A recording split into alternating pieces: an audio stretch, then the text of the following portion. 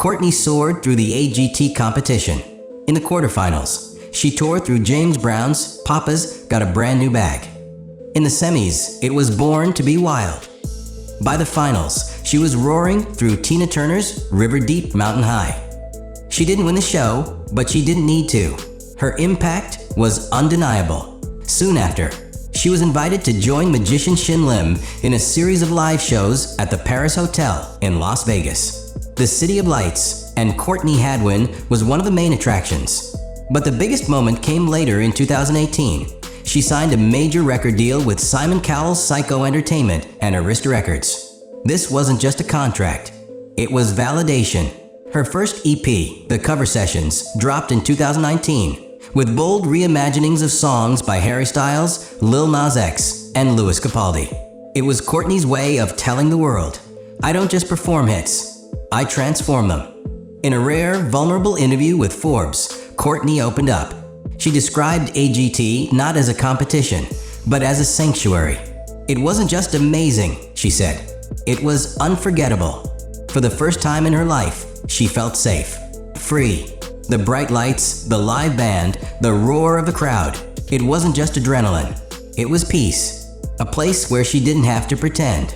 She recalled the terrifying nerves before auditions. How her hands shook backstage. How anxiety nearly silenced her until the first beat dropped. Then, everything faded except the music. She also spoke about her dream of making music like Amy Winehouse, honest, raw, fearless, but in her own voice. In late 2021, Courtney appeared on Howie Does Stuff, Howie Mandel's podcast. It was lighthearted, personal, and full of hints. She teased a big announcement about her label status. Said her fans would be the first to know. But no news ever followed. Rumors exploded. Did she leave Psycho? Was she dropped? Or did she walk away to go independent? No confirmation ever came. But her tone, her wording, fans felt it. Something had shifted. Whispers across social media grew louder. Courtney was done playing the industry's game. She wanted control, authenticity, ownership. Courtney Hadwin was never meant to be a cookie-cutter pop star. She didn't want to follow trends. She wanted to start them. But the industry had other plans. Labels wanted polished, predictable, safe. Courtney wanted fire. So she pulled back, refocused, began writing more of her own music. Songs with meaning, with heart, with pain. Her goal? Create a new sound. One that channeled her influences, Little Richard, Janis Joplin, Amy Winehouse, but stayed true to her. The girl who once mimicked legends was now becoming one in her own right. Courtney Hadwin was never just a contestant. She was a phenomenon, a girl who faced the fire and came out singing. Behind the spotlights and viral moments was someone battling anxiety, criticism, bullying, and still choosing to sing anyway. Even now, she's rumored to be working on a debut original album, something raw, real, and 100% hers. She doesn't crave attention.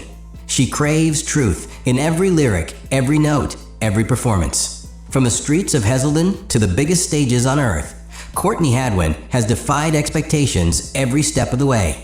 And she's just getting started. She wasn't born into fame. She didn't have a record deal, a viral video, or industry connections. Just a quiet voice and a dream louder than her words. In the small English town of Hartlepool, far from any global spotlight, Courtney Hadwin was just another shy girl who barely spoke until she sang. From as early as 5 years old, music wasn't just something Courtney liked. It was the only thing that made her feel alive. Her parents, Anne-Marie and Paul, noticed something different. While other kids played games, Courtney was humming melodies, trying to match pitch with songs on the radio. Music surrounded her like air, and she breathed it in every single day.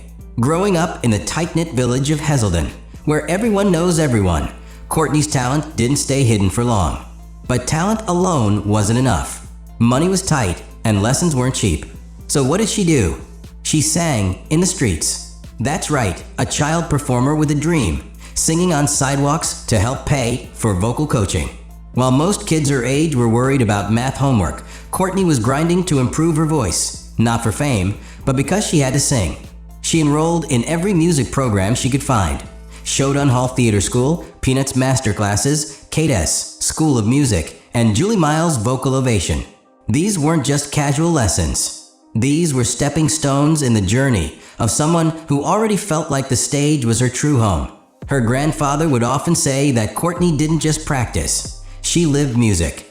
It consumed her days and filled her nights. But for all her progress, there was one thing Courtney couldn't quite conquer herself. Offstage, she was quiet, reserved, even nervous around people. The thought of performing in front of a crowd made her stomach twist. But something incredible happened when the mic was in her hand. She disappeared and something else took over. In 2017, Courtney Hadwin took her first major step toward the spotlight, auditioning for The Voice Kids UK. It was a kind of opportunity that could launch a career or crush a dream. She chose the song Nutbush City Limits by Tina Turner, and from the first note, everything changed.